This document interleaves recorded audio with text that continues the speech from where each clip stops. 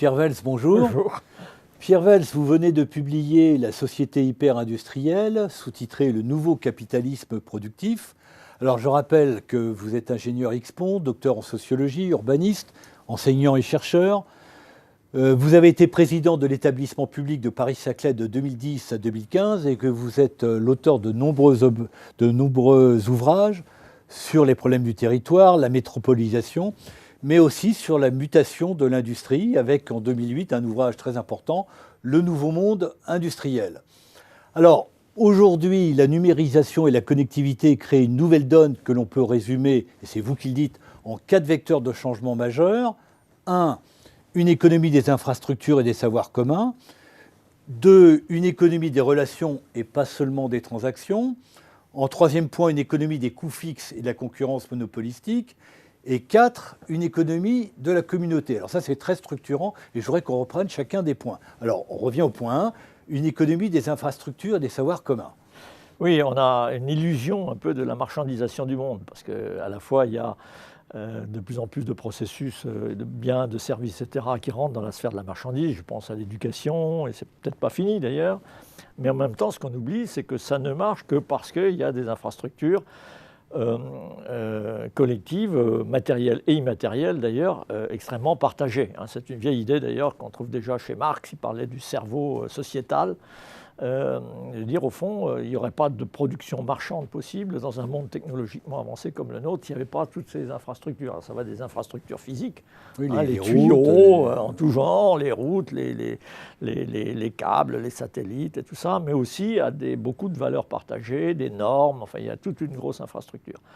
Et également, bien sûr, on oublie toujours la connaissance scientifique et technologique qui est mise à disposition quand même de l'univers. Qui aujourd'hui, avec les mémoires et les vecteurs numériques, permet de partager ces connaissances. Oui, absolument. Donc on ne peut pas imaginer aujourd'hui, on parle de la compétition internationale, de la compétition entre les entreprises, de la concurrence, comme si c'était des espèces d'agrégats fermés sur eux-mêmes qui sont... Non, tout ça est baigné dans un fond social, en quelque sorte, de capital social et de capital infrastructurel partagé. Et c'est très important de comprendre ça parce que ça détermine aussi le mode de concurrence. Alors, il y a un deuxième point sur lequel vous insistez, c'est une économie des relations et pas seulement des transactions. Oui, alors ça, pour moi, c'est très important, parce que quand on parle, par exemple, de la robotisation, de l'algorithmisation du monde, c'est vrai qu'on a l'impression qu'une grande partie aujourd'hui des activités deviennent des activités qui échappent complètement aux individus, qui sont purement transactionnels, c'est-à-dire avec des protocoles, des routines extrêmement rigides. Prenez l'exemple de la finance. Comme vous le savez, une grande partie aujourd'hui de la finance de marché est faite par des algorithmes et des ordinateurs. Il y a moins de traders dans les salles de marché et il y a des algorithmes partout. Sauf que ça ne peut pas fonctionner dans le monde industriel normal, y compris les services. Voilà. Pourquoi ? Parce que les interactions en fait, entre les humains, pas forcément les opérateurs qui sont directement sur les outils de production, mais plus globalement, sont absolument indispensables pour que ça fonctionne. Par exemple, les systèmes techniques. Aujourd'hui, une usine ou un grand système de transport, tout ça, ce sont des méga-systèmes techniques qui vont être de plus en plus automatisés, qu'ils sont déjà beaucoup. Et il faut qu'ils coopèrent et qu'ils communiquent. D'une part, ils coopèrent, ils communiquent entre eux, ils s'échangent des données, mais ils sont fondamentalement fragiles. Le problème numéro 1 de l'informatique, c'est le bug. Le problème des systèmes complexes, c'est qu'il y a le maillon faible toujours, et donc ce sont des systèmes fragiles. Et donc les hommes sont autour de ces systèmes, au fond, ils gravitent autour des systèmes. Et il faut que ces hommes soient capables de communiquer entre eux, ces hommes et ces femmes. Il faut qu'ils soient capables de dialoguer. Il faut qu'il y ait des protocoles, un langage commun. Voilà, et puis de la discussion sur ce qui ne va pas, pourquoi ça ne marche pas, etc. Et donc je pense, moi, c'est une vieille thèse que j'avais défendue également dans le bouquin chez Gallimard que vous avez cité tout à l'heure, depuis longtemps. Je défends cette thèse que la performance dans l'industrie contemporaine, l'industrie au sens large, elle est relationnelle. Elle dépend de la qualité et de la densité des relations humaines ordinaires qui sont établies à l'intérieur du système. Il est difficile dans ce monde hyper-industriel que vous décrivez d'imaginer une chaîne de valeur complète où ne joueraient que des transactions de marché. Absolument. Il faut un monde véritablement relationnel qui communique. Sauf peut-être dans la finance, et encore, mais c'est d'ailleurs un des problèmes de la finance, c'est cette automatisation à outrance, mais le monde de l'industrie, le monde de la fabrication des objets, de la délivrance des services ordinaires, c'est forcément un monde relationnel, et plus ces technologies ont évolué, plus la qualité relationnelle, et donc par exemple la confiance qui existe entre les acteurs. Si vous n'avez pas de confiance entre un assembleur et ses sous-traitants, eh bien ça ne peut pas marcher. Donc on a à la fois le relationnel entre les outils automatisés, que ce soit les robots, les logiciels, oui, ça j'appelle etc. ça du transactionnel. Ça c'est du transactionnel, ça, pour moi. Le relationnel, c'est quand l'humain rentre dans la boucle. Entre dans la danse. Voilà. Alors le troisième point, c'est une économie des coûts fixes et de la concurrence monopolistique.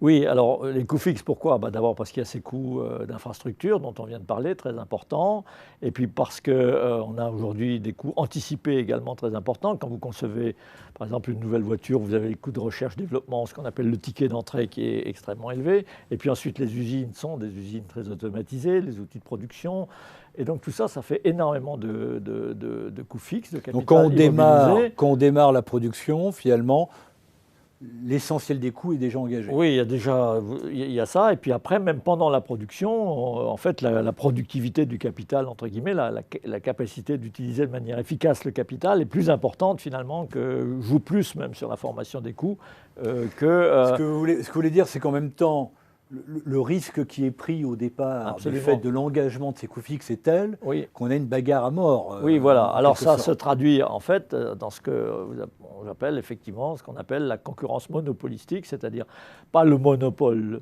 mais des acteurs qui prennent une place extrêmement importante. C'est un vieux concept qui date des années 30 à Cambridge, mais qu'on voit aujourd'hui dans toute sa splendeur. Les GAFA sont un magnifique exemple de ça. C'est-à-dire, voilà. Alors quand on prend les GAFA, il faudrait, mais on n'a pas le temps ici, évoquer aussi les effets de réseau qui renforcent cette situation de monopole.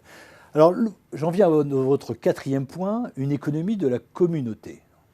Oui, alors il y a une phrase célèbre de Peter Drucker qui disait la puissance de l'industrie, c'est d'avoir réussi à faire des choses extraordinaires avec des hommes ordinaires. C'est vrai que les États-Unis, par exemple, ont été un grand pays d'immigration avec des gens qui n'avaient jamais vu une machine, et ça, malgré tout, grâce à la puissance de l'organisation. Puis il y a des gens qui font rigoureusement le contraire, qui font des choses très ordinaires avec des hommes extraordinaires. Oui, il y a ça aussi. mais quand même, on voit que la puissance, en fait, là, ça vient d'où? La puissance d'agrégation des grandes organisations, de la hiérarchie, du taylorisme dans une certaine forme, etc. Aujourd'hui, grâce au numérique, on est dans une situation où on peut faire des choses extraordinaires sans passer par le biais de la grande organisation. D'ailleurs, vous arrivez aujourd'hui des communautés d'internautes, de gens qui travaillent en réseau, plus ou moins en freelance, etc. On a des communautés, alors je mets ça sous un terme très générique parce qu'il y en a 36 sortes évidemment, qui sont capables, en dehors des schémas classiques de la grande organisation qu'on croyait vraiment liés de manière intrinsèque, profonde au monde industriel, c'est là qu'il y a de la nouveauté, eh bien on est capable de faire des choses formidables, très complexes, sans passer par le moule de la grande organisation traditionnelle. Donc ça, c'est une mutation. Néanmoins, au sein de ces communautés, il y a souvent un centre, un espèce de hub. Alors souvent, il y a un centre organisateur. Une entreprise pivot qui capte la valeur. Ou pas forcément une entreprise. Un exemple canonique, c'est Unix, vous savez, avec Linus Torvald. Bon. Mais c'est très structuré. Mais ce n'est pas forcément une entreprise pivot. Ça peut être une personne pivot, un petit groupe pivot. Enfin, vous voyez, le modèle entreprise classique tel qu'on a dans la tête est aujourd'hui challengé par d'autres formes d'organisation. Alors, avec beaucoup d'ambivalence sur le plan des conséquences sociales, parce que nos institutions de droit du travail, etc., ne sont pas du tout faites pour ce monde-là. Alors un autre aspect sur lequel vous insistez dans votre livre, et qui fait référence à d'autres travaux que vous avez développés par ailleurs, c'est l'évolution vers un monde en archipel. Alors c'est très intéressant cette métaphore de l'archipel. Oui, archipel industriel, archipel des métropoles, oui, alors archipel des savoirs. On peut prendre archipel d'ailleurs un peu au sens figuré, mais aussi au sens propre du terme, c'est-à-dire dans la disposition spatiale. Ça, c'est la deuxième grande partie de mon livre. cette idée d'archipel, je pense qu'elle se confirme aujourd'hui dans beaucoup de domaines. Si on prend par exemple la diffusion de la technologie, avant ça se faisait de manière assez lente, il fallait des périodes de temps assez lentes pour que les technologies migrent d'un endroit à l'autre. Aujourd'hui, ce n'est plus du tout le cas. Il y a une nouvelle technologie qui apparaît. Je prends l'exemple dans le livre de la fameuse technologie du CRISPR qui permet de couper les génomes un peu, de faire du copier-coller, etc. C'est vertigineux de voir la vitesse à laquelle une technique comme ça est adoptée par quasiment tous les laboratoires du monde. C'est vrai aussi pour les technologies plus classiques. Et du coup, ce monde qui était très en strates, à chaque strate, il y avait le premier monde très développé, ensuite la périphérie, la semi-périphérie. Chaque fois, on avait des niveaux de productivité. Très directement dans le temps, dans l'espace. On avait des niveaux de productivité qui étaient différents selon ces couches, mais qui étaient relativement homogènes à l'intérieur de ces différents espaces. Il y avait une productivité américaine moyenne, allemande moyenne, etc. Aujourd'hui, ce n'est plus le cas. Vous avez dans les pays émergents, vous avez des zones de très haute productivité, et puis d'autres qui sont restées dans l'informel ou la basse productivité. Par contre, et donc ce monde en strates fait place à un monde en réseau. Il y a des pôles qui tendent à attirer le maximum de valeur, de compétences, etc. Et ça de manière cumulative. Et puis vous avez des réseaux, et tout ça forme des archipels. Alors, plusieurs archipels on pourrait faire toute une géographie ou toute une typologie de ces différents types d'archipels qui se renforcent plus ou moins les uns les autres. Donc il y a l'archipel en quelque sorte de la connaissance et du savoir scientifique. Oui, qui est il y a l'archipel de l'industrie avec des chaînes de valeur mondiales. Et puis il y a l'archipel des villes-mondes, des grandes métropoles. Absolument. Qui sont reliées directement entre elles. Voilà, et qui souvent concentrent les différents autres archipels. Bon, ce qui provoque des phénomènes de polarisation très forts.